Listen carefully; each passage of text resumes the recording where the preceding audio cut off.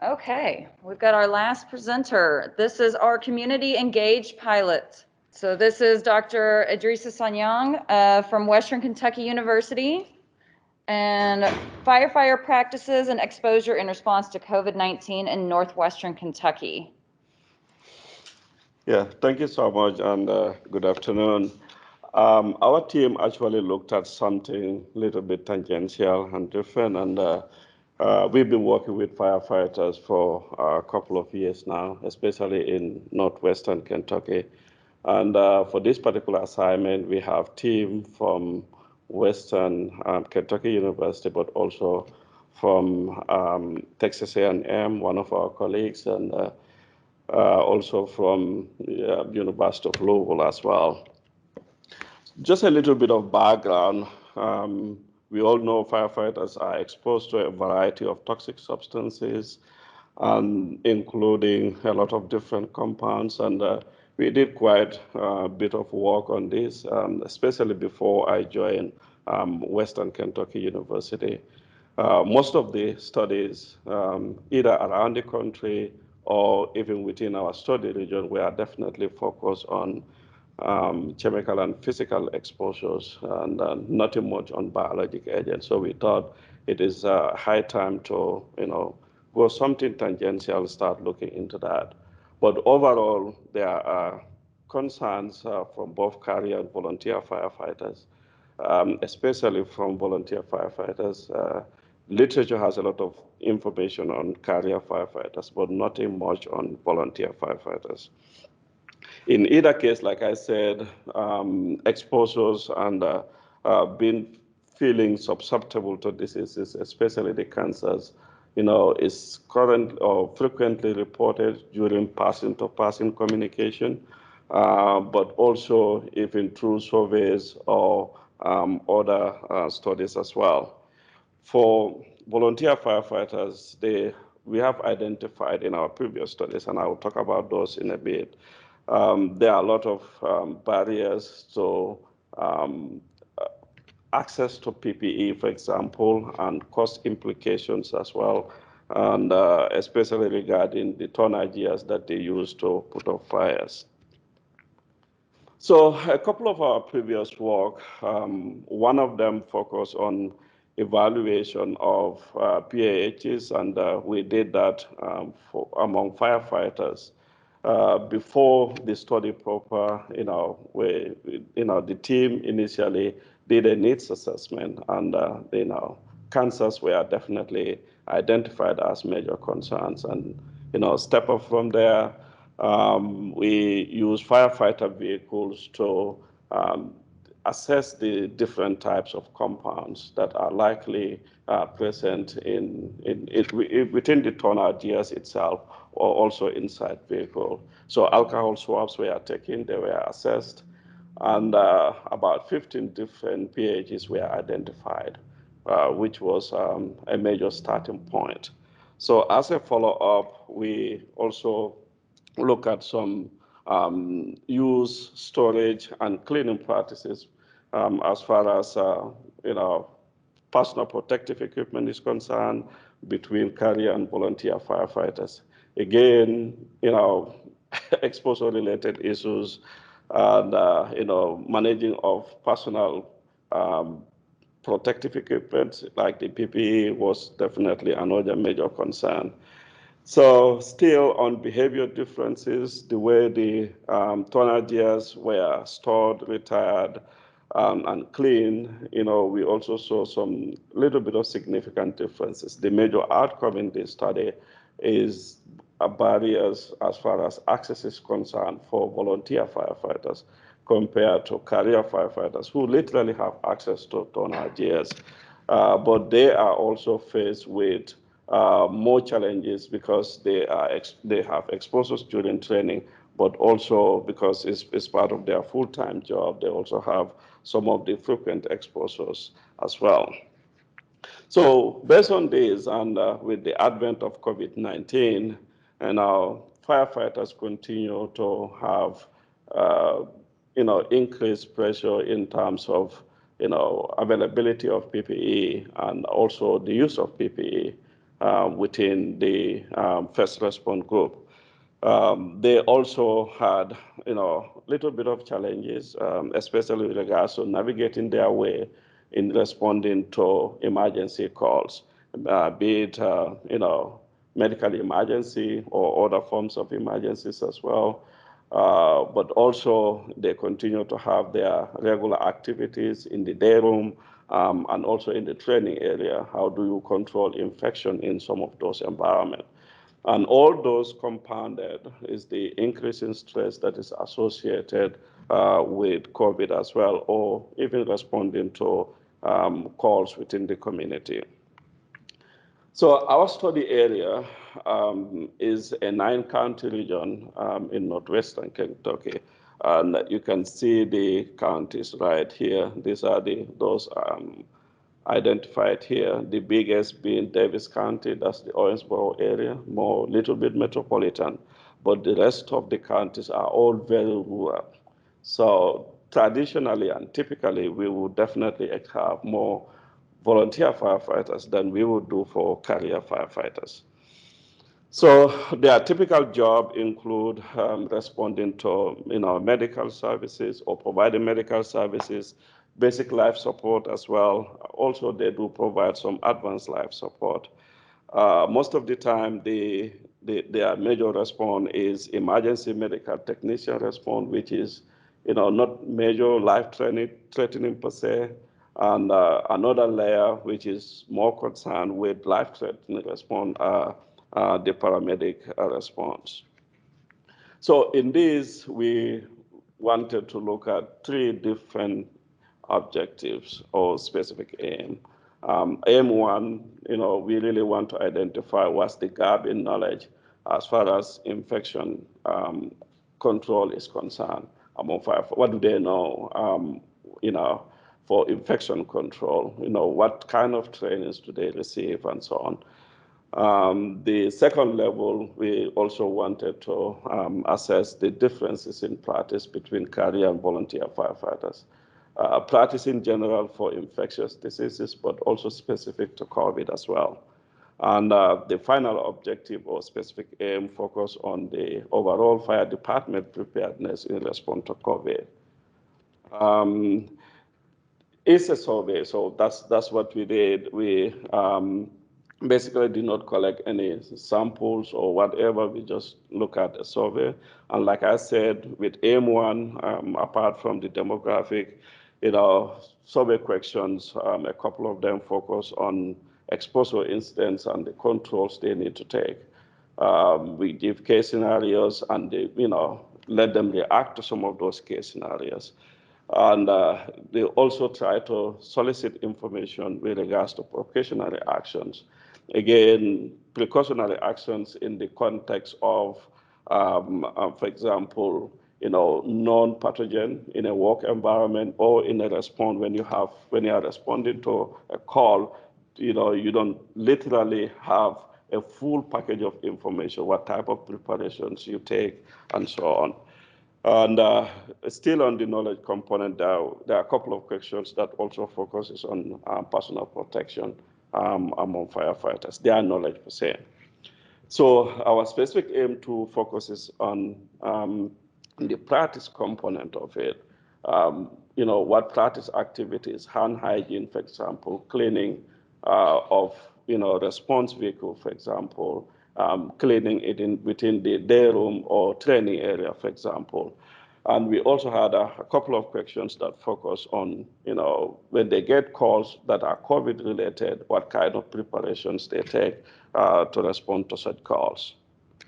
So our specific aim 3 is exclusively for, I will back up a bit. Aim 1 and 2 are the general, we have career firefighters and volunteer firefighters responding to the knowledge and gap.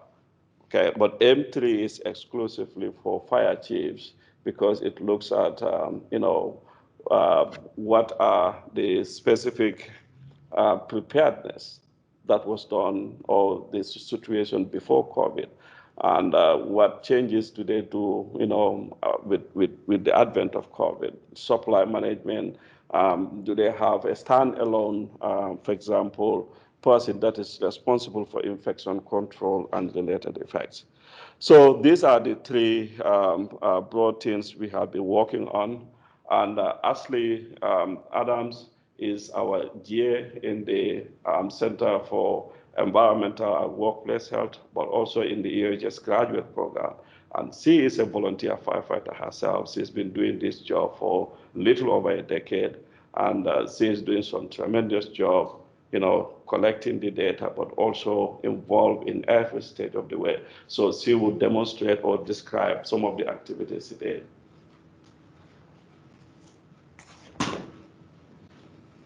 Thank you, Dr. Ed. Like you said, my name is Ashley Adams. I am a graduate student at Western, and I'm also a volunteer firefighter out of Davis County. I'm very proud of that.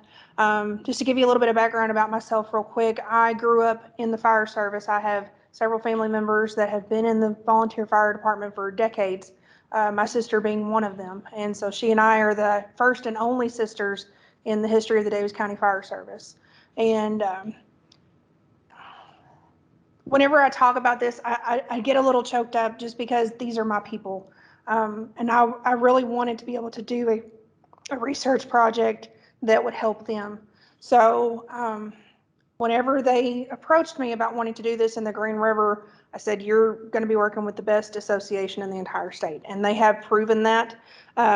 Since we began doing the field study with the surveys, we have I have personally collected over 338 general firefighter surveys within 33 stations that support 23 departments, 142 of those being career or volunteer firefighters and 196 being career firefighters.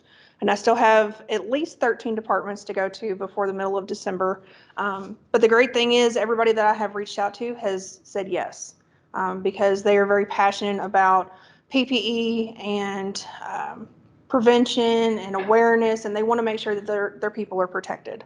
So I went to several of the career departments within Davis County, Henderson County, and Hopkins County, and they actually allowed me to come through all 3 shifts of their career folks because they wanted me to get the most information that I could. And then with the volunteer side, as you all know, volunteers are,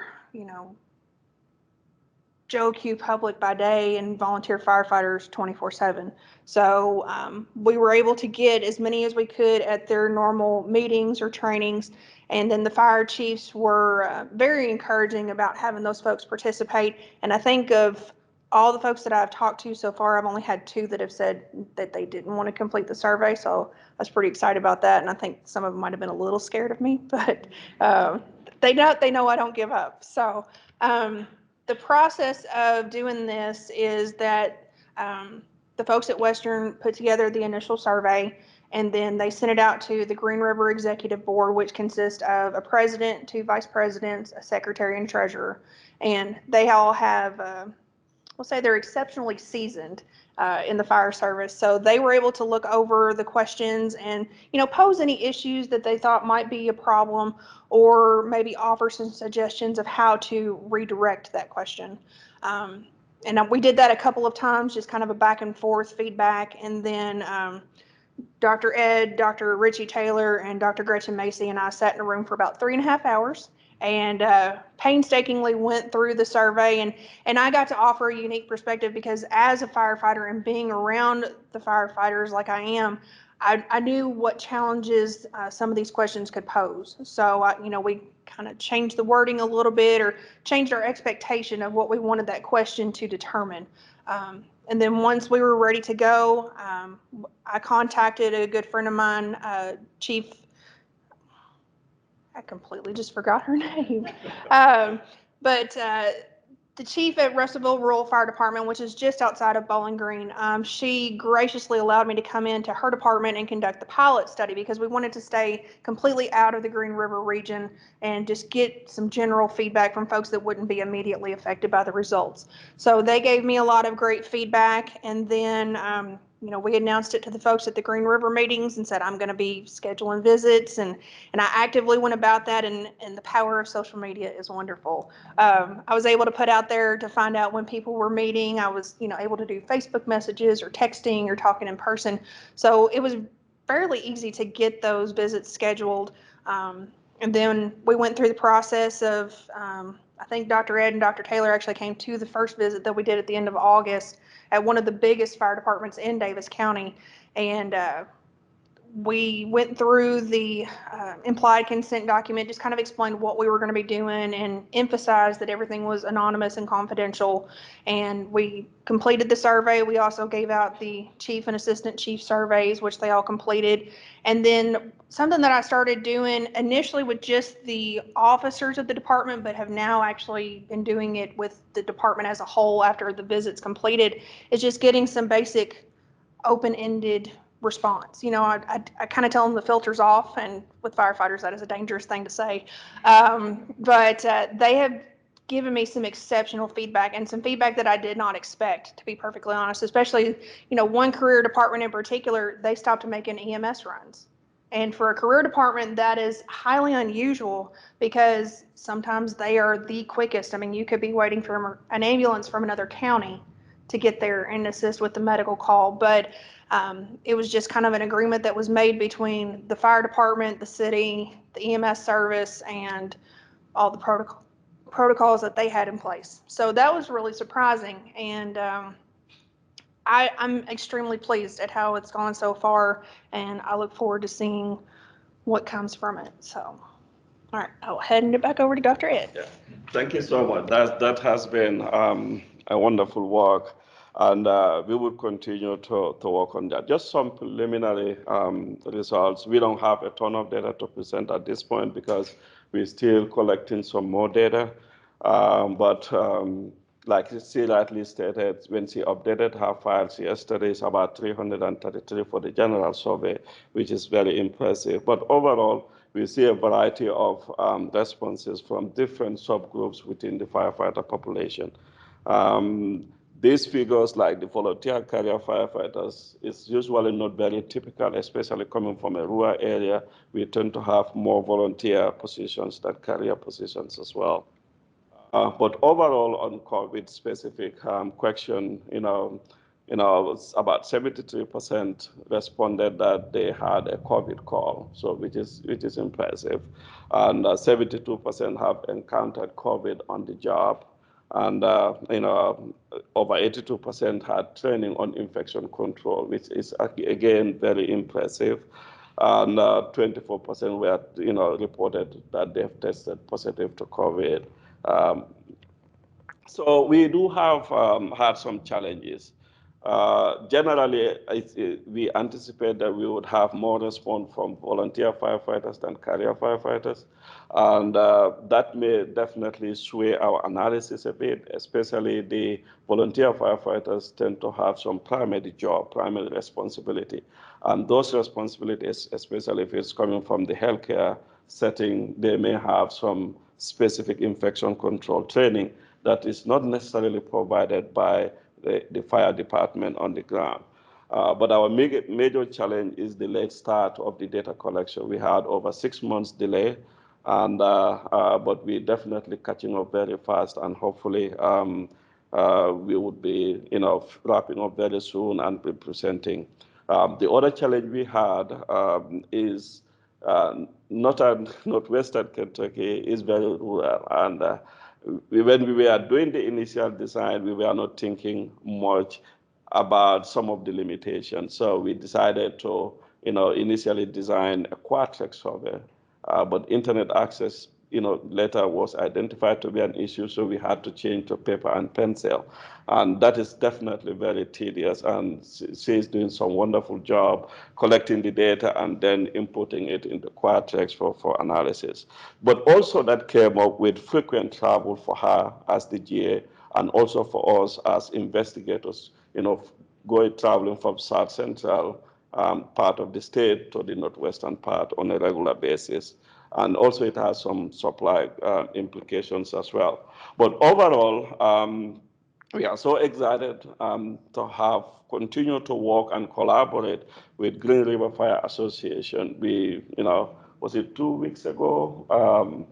We attended the fire commission meeting. We get invited to all kinds of firefighter activities and meetings, even aside of research that we do with them. But also more importantly is enticing the interest of our student like Ashley, trying to investigate or participate in a study that she has passion for, that is very touching to her and it's very relevant to her and her family, and things like that. But ultimately, also, we hope to identify, gaps in knowledge and gaps in practice that we would use some communication tools, using the Great River Fire Association, platforms to communicate this and also to communicate in the peer review journals and so on. And, for future direction, we hope to continue with the consortium, folks from University of Louisville Center for Integrated Environmental Health Sciences and our own center, plus the Great River Fire Association to develop a competitive community-based participatory research where we would definitely look at some of our findings and see what source control mechanism we can develop, what are some of the administrative and education training we need to emphasize or even offer to the firefighters and so on. Again, some acknowledgements here, and we appreciate funding from the National Institute of Environmental Health Sciences through University of Louisville, of course, and also the cooperation and support and welcome by the Green River Fire Association.